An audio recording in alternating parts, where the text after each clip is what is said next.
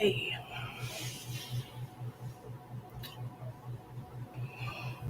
Hey, everybody. Okay. What's up, everybody? Welcome to Discovering Nicole. Obviously, that's me, Nicole. I hope you guys all had an amazing day today. I am going to go ahead and get this video shared out. If you guys don't mind sharing the video too, that would be awesome. We're going to be talking about relationships and recovery.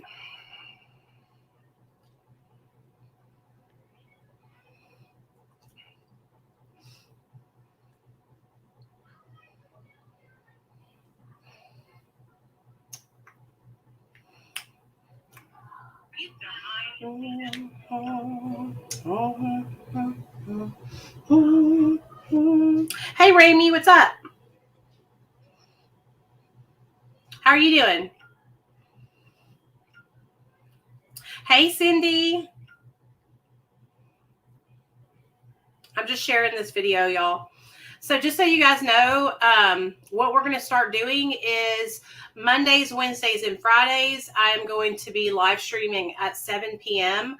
on TikTok, and on Tuesdays and Thursdays, I will be live streaming on YouTube. So I am going to be getting back in the swing of things. I hope you guys are excited. I'm excited.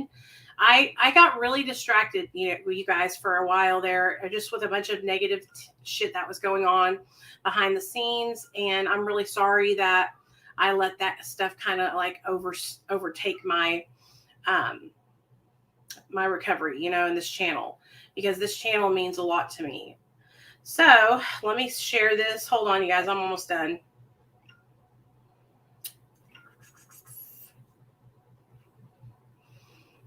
Hey, Byron. Hey, Lisa. What's up, girl?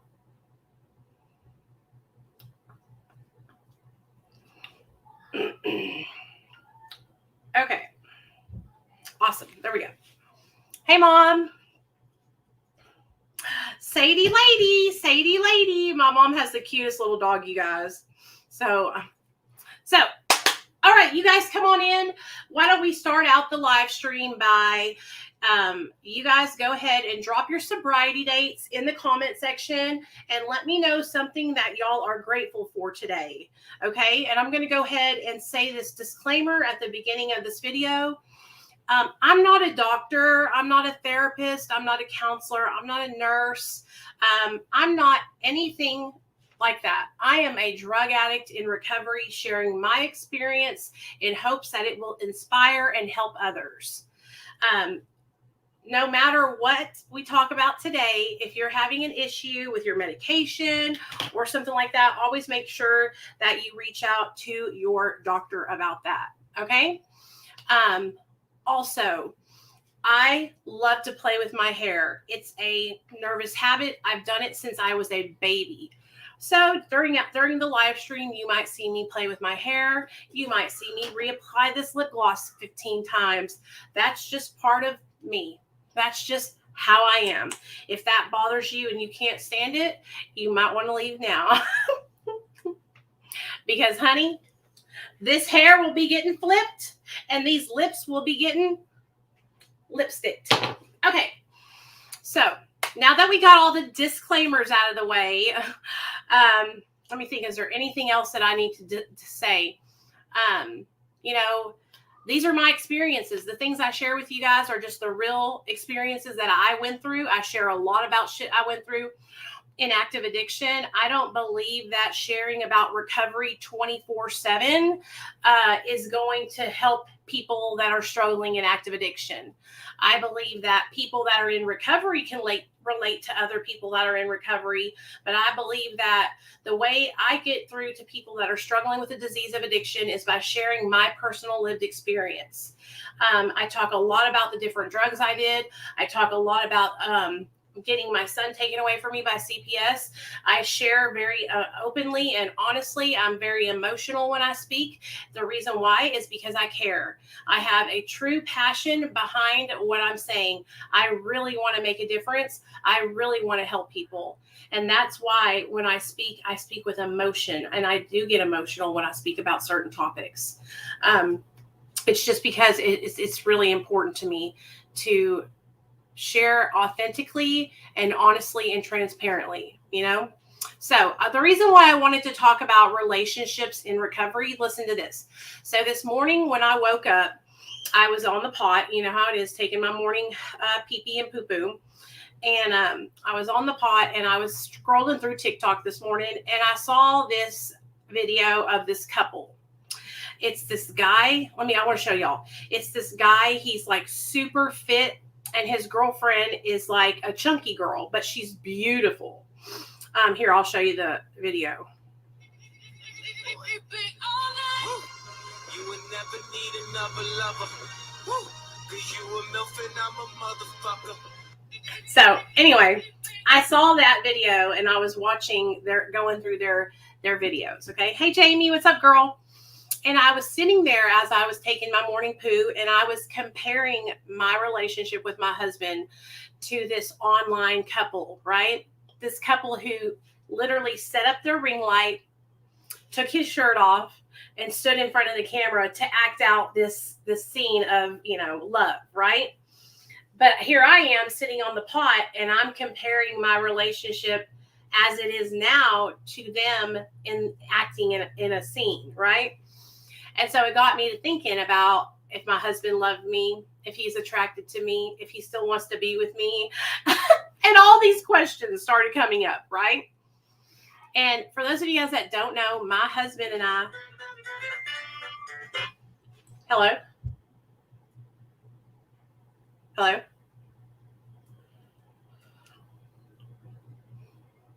Okay. Sorry, y'all. It's for my doctor.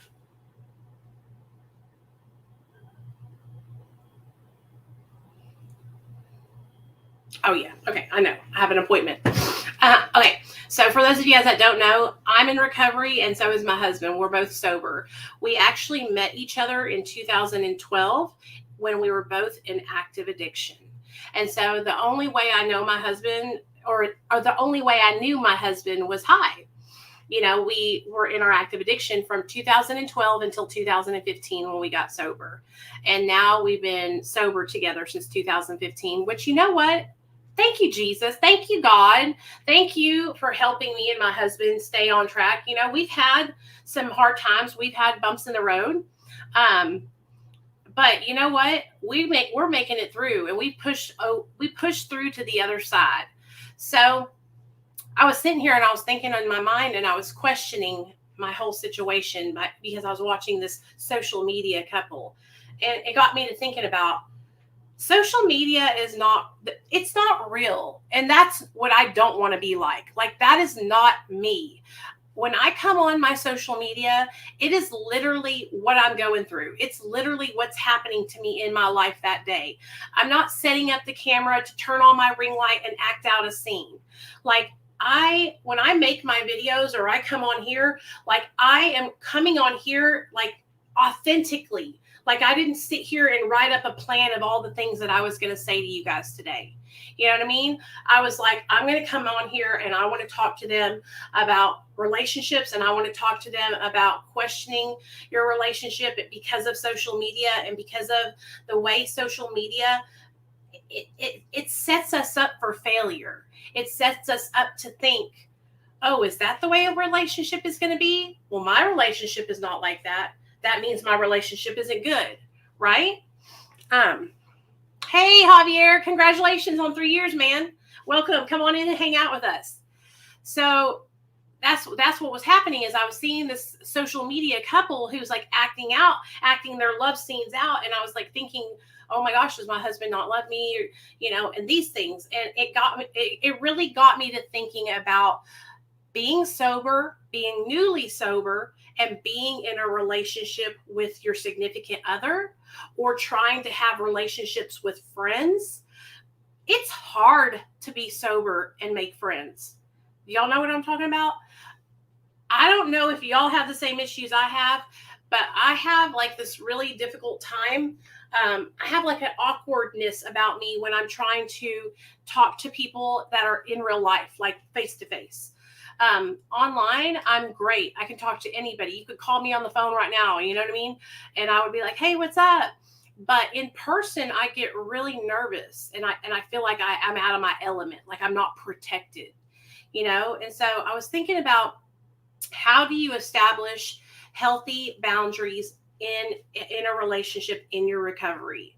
Okay, so I wanted to talk to you guys about that. So when me and my husband, so I was very fortunate. Okay, I was already in a relationship when I got sober.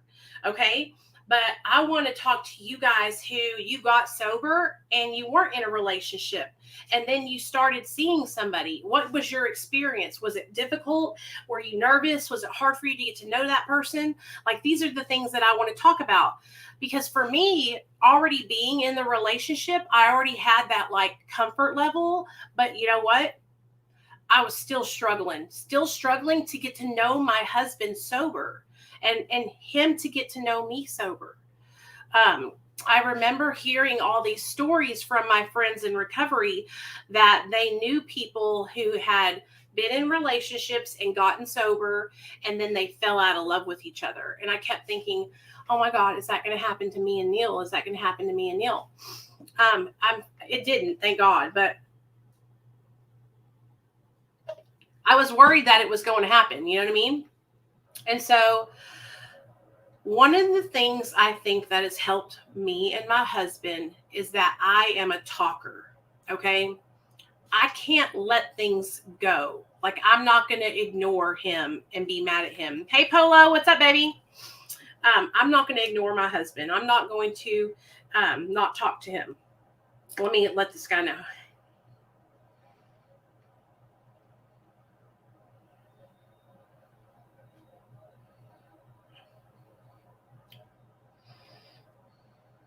Okay.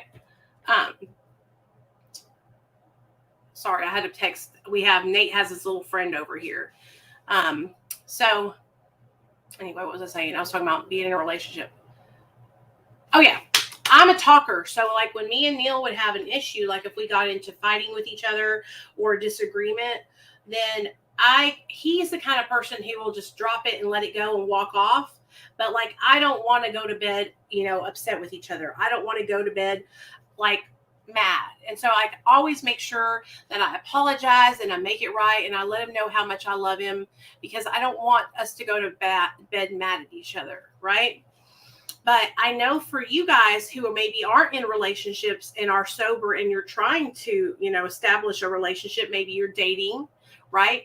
I cannot tell you how many friends of mine that I've talked to, and they're like, Nicole, I don't know what to do. I don't know if I should tell her that I'm in recovery. I don't know if I should tell her this, that, and the third. And to me, this is what I believe. I believe just being honest and transparent is always the best thing that you can do. That way, you don't have to get caught up lying about anything, just put it all out on the table. And if that person is meant for you and y'all are meant to be together, then they're going to accept you. You know what I mean? I never knew years ago social media would ruin someone's life the way it tried to do me for years. I had to force myself not to post videos and stream on YouTube anymore. I understand, Myron. I understand. It can be very dangerous. Hey, Sana, what's up, girl? Hey, Brandy. I have been meaning to say that I'm so proud of you. I remember you as the crazy wild girl many years ago, and we had fun, but you are amazing and keep doing great. Thanks, girl. Oh, that's Brandy from high school. Right? Yeah, what's up, girl? Thank you so much for saying that. That means the world to me. For real. It really, really does. Hey, Lauren, what's up, girl? That makes me so happy that you said that. So Brandy and I she went to Hot Springs and I went to Lake Hamilton, right? You went to Hot Springs High, because I remember meeting you because of Jessica Onzeldua and then my boyfriend, Robert. And at that time, I was balls to the wall, wild, crazy girl, hooking up with this guy, hooking up with that guy. Lord help me, Jesus. I was a hoochie mama. But now I am a reformed hoochie. I'm a reformed hoochie ho. Yeah, I was wild back then. Back when I hung out with Jessica, dude, I would get so drunk I would get drunk as a motherfucking skunk back then. Hey, Atlanta girl, what's up? And so here's the other thing. So I'm getting married. Oh, congratulations. I was crazy. Thank you so much, Brandy. Thank you for saying that and seeing that I'm doing good. I'm a changed woman now. I'll have 7 years sober in July. Hey, Matt, what's up, babe? The relationships that I made when I was in high school, like with Brandy and other people, like a lot of my relationships were based off of me being fucked up, right? Like these people, they were my friends. They cared about me. They looked out for me. But me, I was always seeking validation, and I was always seeking that high, the next high, the next boyfriend that could make me feel better about myself because I was insecure. I didn't love myself. I was very insecure when I was in high school, you guys. And I think a lot of the reason why is because, I just really struggled with my weight, and it was such a focus in my family unit. Like when we were little and growing up, my dad also struggles with his weight, so he would talk about it a lot. So that kind of, influenced me to be worried about my weight. Thanks, Atlanta girl. Hey, Polo, yes. Hoochie Papa and Hoochie Poppy and Hoochie Mommy family. Your personality is still the same. You're still as amazing as you were then. Thanks, girl. I was so insecure. And having problems with my weight, even still to this day, it really, really, really stunted me when I was younger. It made me feel less than. It made me feel not beautiful. It made me feel like I didn't fit in. And so using drugs and alcohol, it made me feel confident. It gave me a buffer. You know what I mean? It made me feel like, hey, I'm fucked up. Nobody's fucking looking at me. They don't think I'm fat. I look good. I'm having a good time. And the real situation was I wasn't even fucking fat. Like that's how delusional and obsessed I was with my weight at such a young age. I'm struggling with Ambien. I wrecked my car Monday. Oh no, I'm so sorry, girl. Well, you know what you need to do, Ambien, Atlanta girl, you need to taper off. Get with your doctor and see if they can help you taper off of it. I had a Ambien addiction for a short period of time. I was like 17, 18 years old. I think I just graduated high school, and I was dating this guy that lived in the city of Hot Springs.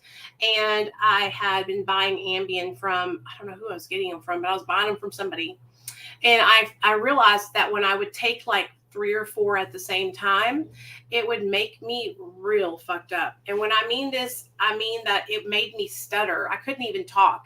I remember like taking a bunch and then going to the movies and walking out and trying to talk. And I was like, I couldn't even talk. And so the guy I was with had to drive me home, basically pick me up and put me in the bed. It was really crazy. I can't stop taking it. Well, that's what addiction is, right? It's like that compulsion to use a substance, even though we know it's fucking up our life. So Atlanta girl, you just said, I wrecked my car on Monday, and I'm going to assume that you wrecked your car on Monday because you were fucked up on Ambien, right? And so even though you wrecked your car on Monday and you're having all these negative consequences from taking the Ambien, right? It's like you still want to take it. You still want to take it, right? So if I was you and I just wrecked my car and I had a family that I loved and that they support me, I would go to detox. I would get into detox, because here's the deal. You can try to stop on your own, and I've seen people try to stop taking drugs, pills specifically, on their own and taper themselves down, and they are not successful. So if I were you, I would reach out. I would find a good detox center to get into a detox center. If you don't want to do 30 days of residential care, at least do 30 days of outpatient care, and then get into some therapy and have yourself a sponsor, somebody that you can go through the steps with, that kind of thing. But you can, if you want to reach out to me after the live stream, you can reach out to me and I'll help you find somewhere that will help you get off the Ambien. That's what it does, though. That's how the disease of addiction is. It's so powerful that even though we're having a bad experience, even though bad things are happening to us, we're still going to use, right? I have so many people who they shame me and berate me online because I talk about how I struggled with my addiction while I was pregnant. And here's the thing, just because a person gets pregnant doesn't mean that their addiction just goes away. It doesn't mean it just stops and they're cured. I wish that I could have stopped. I tried to stop so hard and I failed miserably. And that's why I'm telling you, I know how difficult it is to stop using, and I want you to get help before it is too late, because you can die, you could hurt somebody, you could crash your car and kill yourself and someone else, okay? And I've heard so many stories of people taking a whole bunch of Ambien and then walking out and going and driving their car in the middle of the night. That would not be me. I was already married, and praise God, I'm still married for now, 21 years. Good job, Raimi. So, okay, back to our relationship talk. Or you guys, we can talk whatever y'all want to talk about. So if you're struggling with something and you put it in the chat and I see it, I'm going to talk about it. Okay.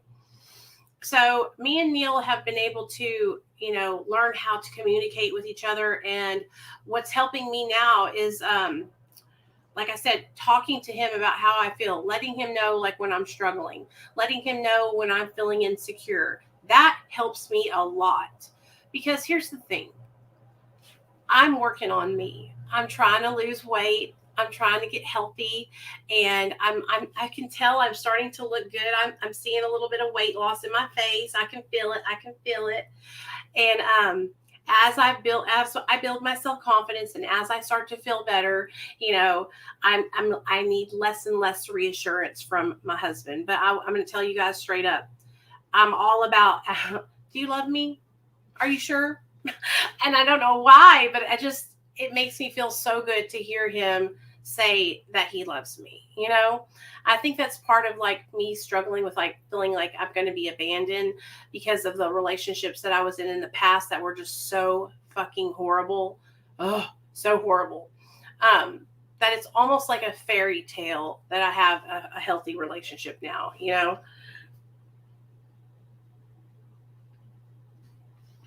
I wanted to talk to you guys about friendship relationships also. So some friends recently reached out to me and they saved me. They let me know some stuff that was going on that I wouldn't have known, and I would have gotten caught off guard. And it meant the world to me that they looked out for me like that.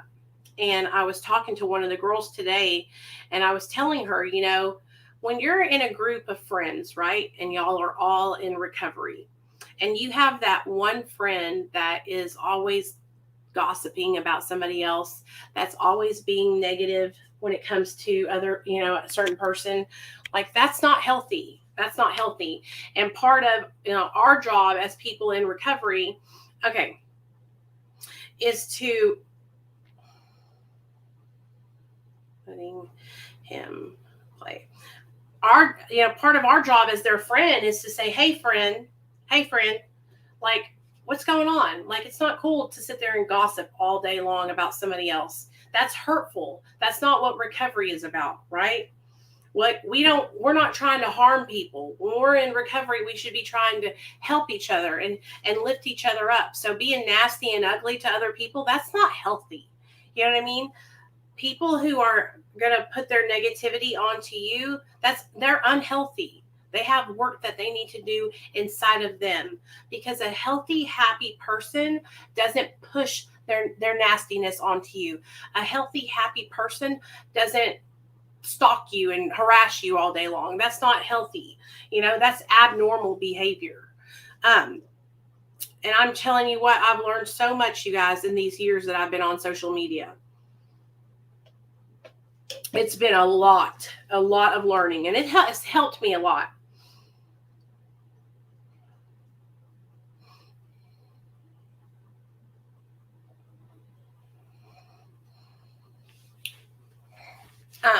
Sorry, people, when they call that 1-800 number and I don't answer, they'll text me, so that way they make sure that it's me, and it is.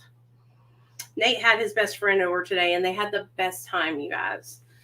So anyway, I just want you guys to know that it's important to build healthy relationships. Not every person that comes into your life is going to be meant to be there, okay, for the long haul.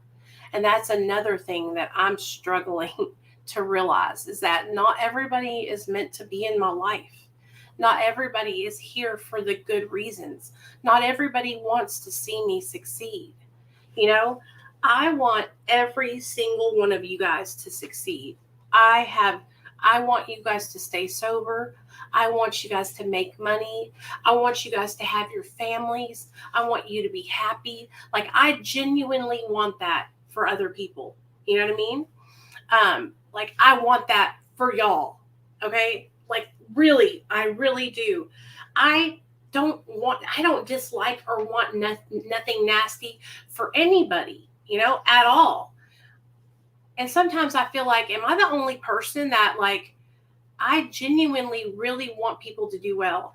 I genuinely really want to help people with their recovery. I want to inspire people.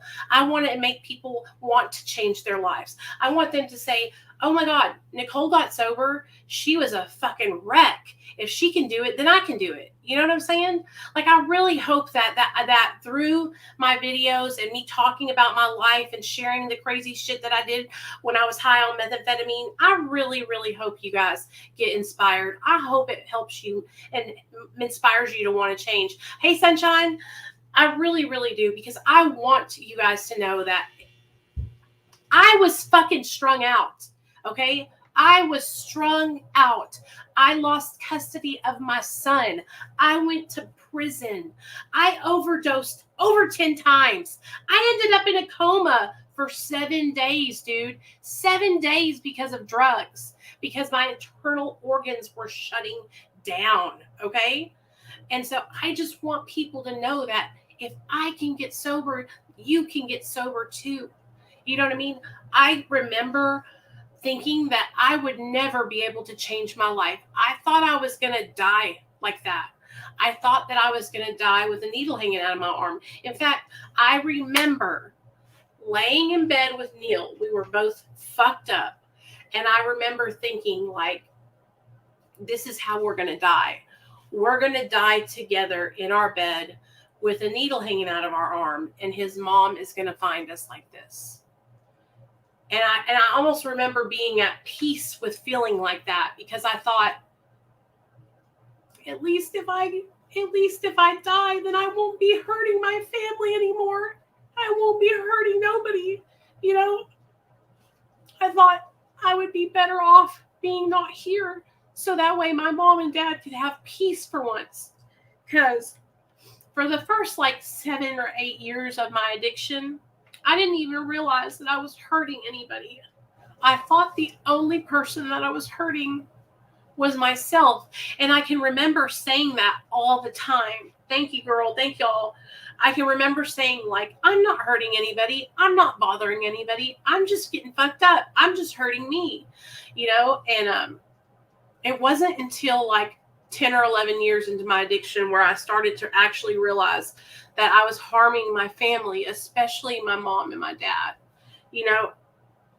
I lost my relationship with my sisters, specifically my baby sister. My baby sister, Christine, she used to look up to me, and because of my addiction, she didn't have a big sister, and I still feel guilty over that.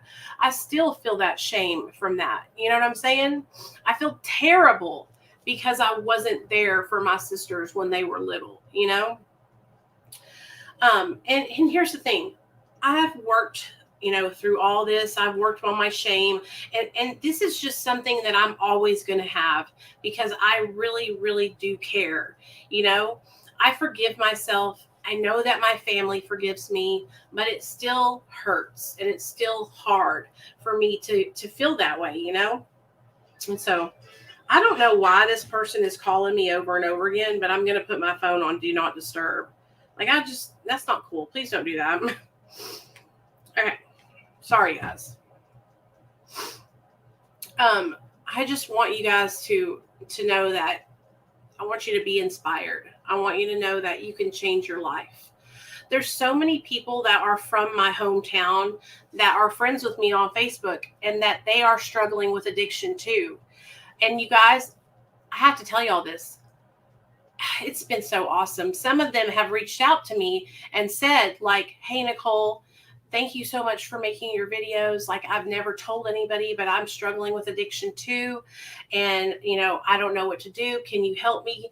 And I get to help people that I literally grew up with. You know what I mean? I get to help them find a way to get sober and change their life. I felt the same way towards my family. I figured I'd be better off gone and tore down everything around me. But now I'm trying to build everything back up. Yes, Polo. And that it is some damn work too, ain't it, honey? I will tell you this, just so you know, have some hope, because in the 6 years and 9 months that I've been sober, I have built up all my relationships with my family. When I tell you my dad and my mom have forgiven me, when I tell you they trust me, I know they trust me because they give me cash money now. Like whenever Christmas comes around, my mom and dad always give us money so that way me and my sisters can get, they especially give me and my sister Michelle money because we have kids. But yeah, buddy. Some brown guys at our house. The guy. Hold on, guys. I think it's a package. Go grab it for me.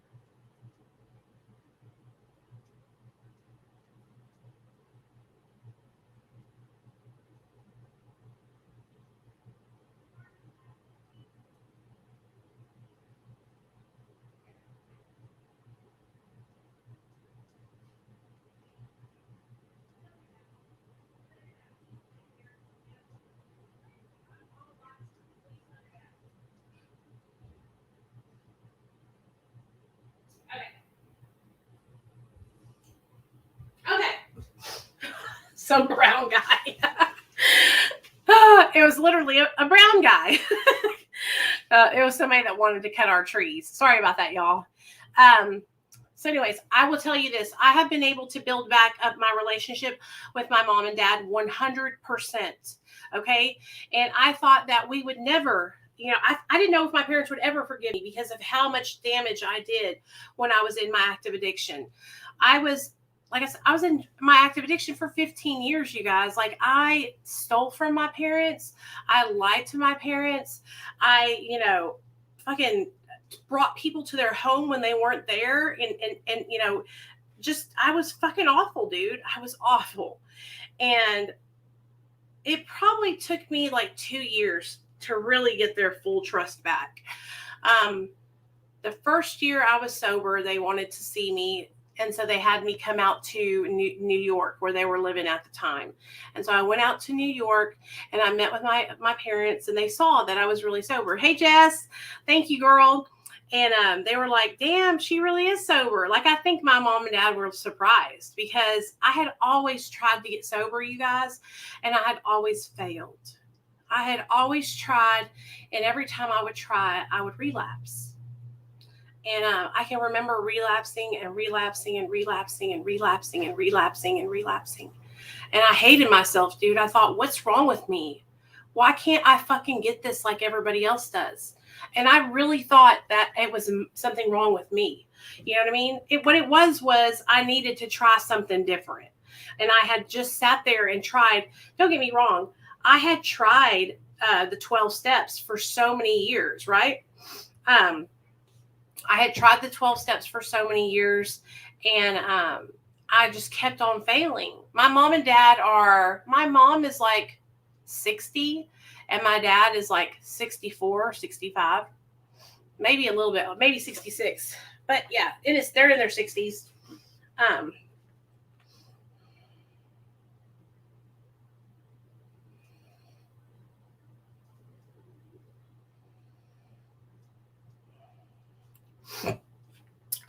So anyway,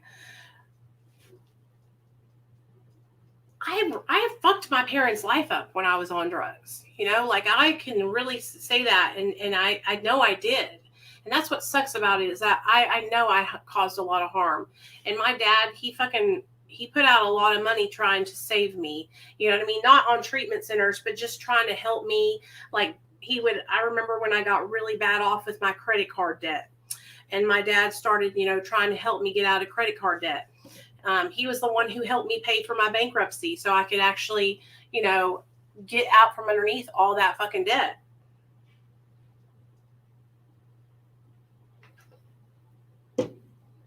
We did this makeup look tonight on when I was on TikTok. And I like it. I think it looks really good, especially on camera. Like I'm looking at it and like, it looks really good.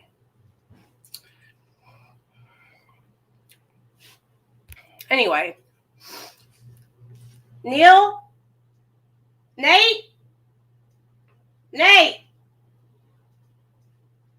hey Neil, I know one of them's down here.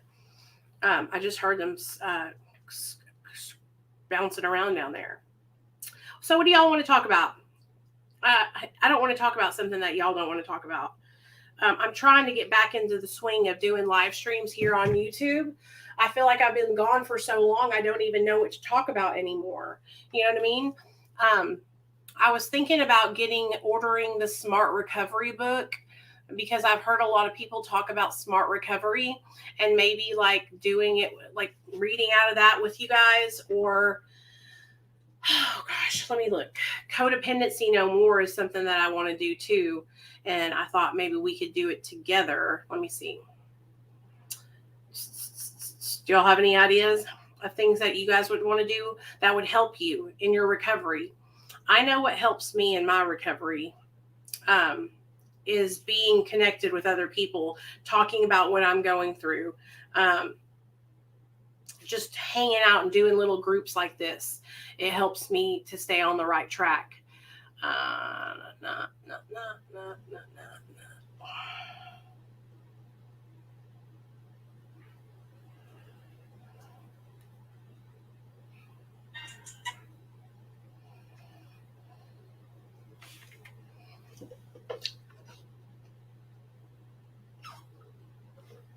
Sorry, I'm thirsty.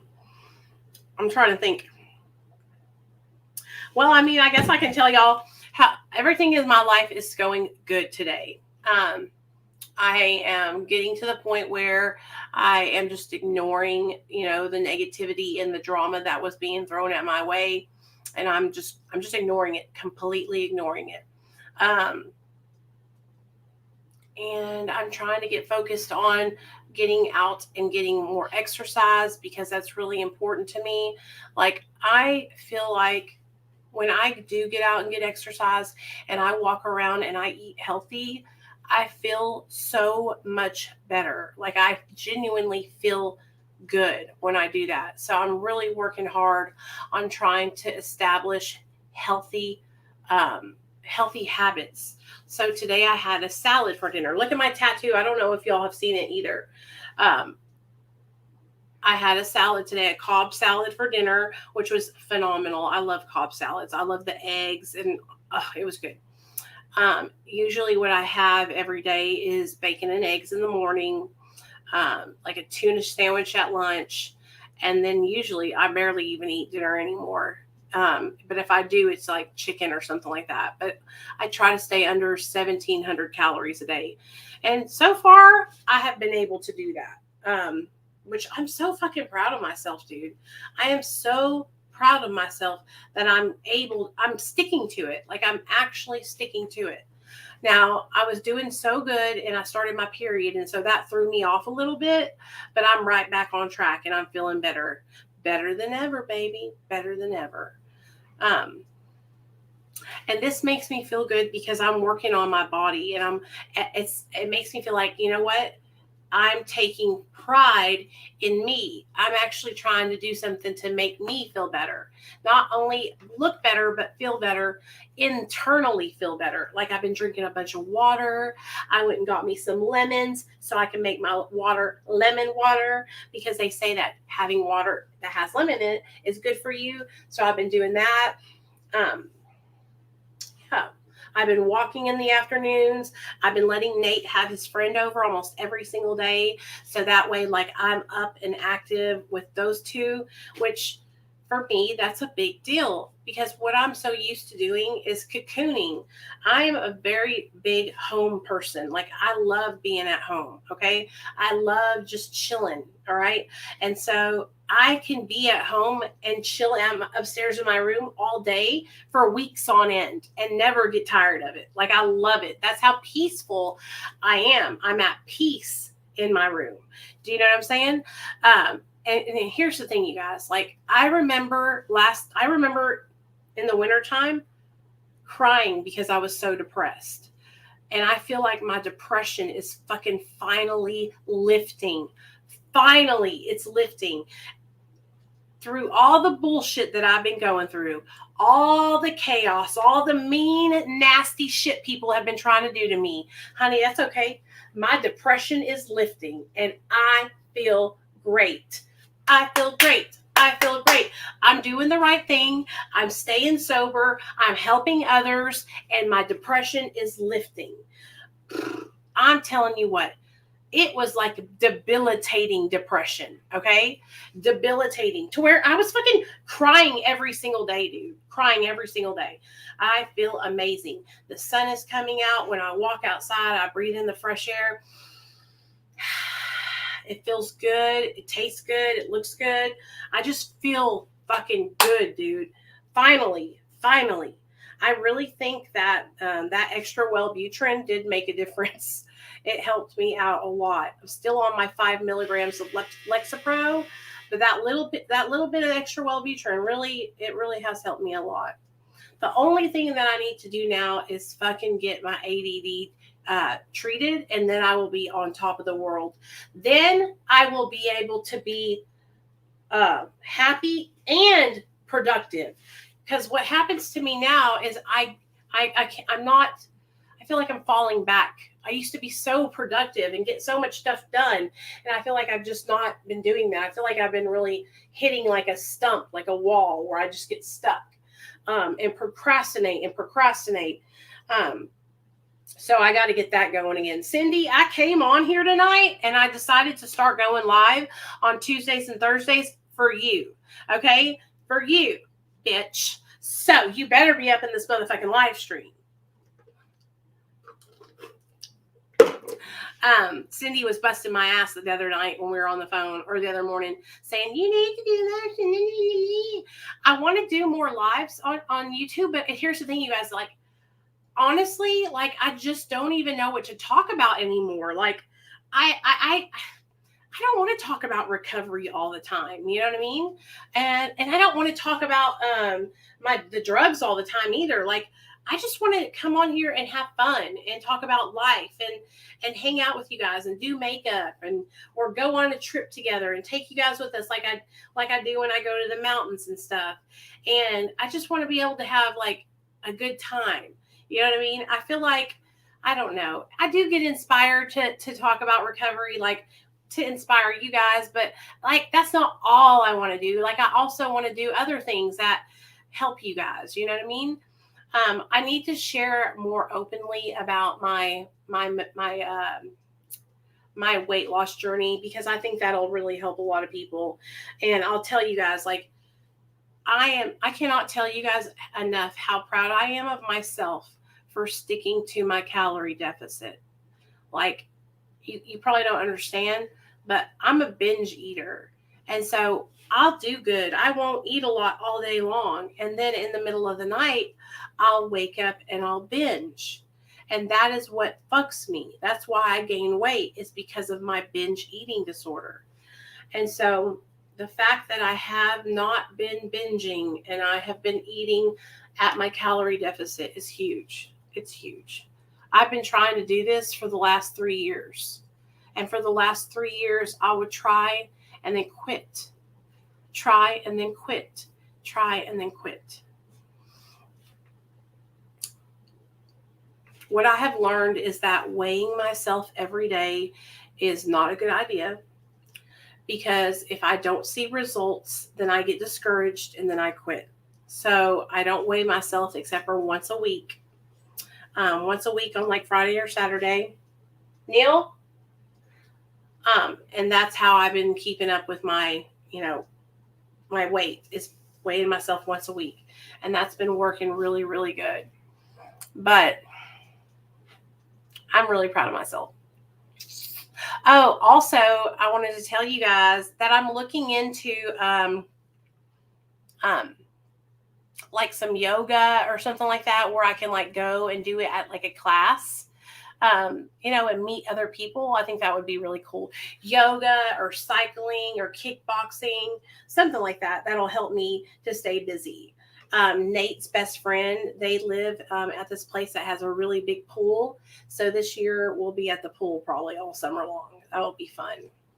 But anyway, I don't know. I just wanted to come on here and let y'all know that I will be going live on Tuesdays and Thursdays from now on. I hope you guys enjoyed just chit-chatting with me for a little bit. What I'm going to do is I'm going to try and think of a topic that I want to talk about next Tuesday. And I want you guys to join and come up. Next Tuesday, I'm going to put a link in the chat, and I want you guys to come up. Okay. I want you guys to come up. I want you guys to share. Thanks, Susie. I want y'all to share what you're struggling with. I want you guys to share what you're going through. That's what I want to do. On Tuesdays and Thursdays, I will be live here on YouTube, and it'll be for all of us to speak. It'll be for you guys to share how you're doing, and if you're struggling, if you're not struggling, if your dog died, if you just celebrated 2 years sober, whatever it is. I want it to be like a group. You know what I mean? So I'm going to go wash my face, get all my makeup off. But this is the beginning of our Tuesdays and Thursdays. Every Tuesday and Thursday at 7 p.m. Central Standard Time. You can catch me live here on this YouTube channel. Okay? All right. Love you guys.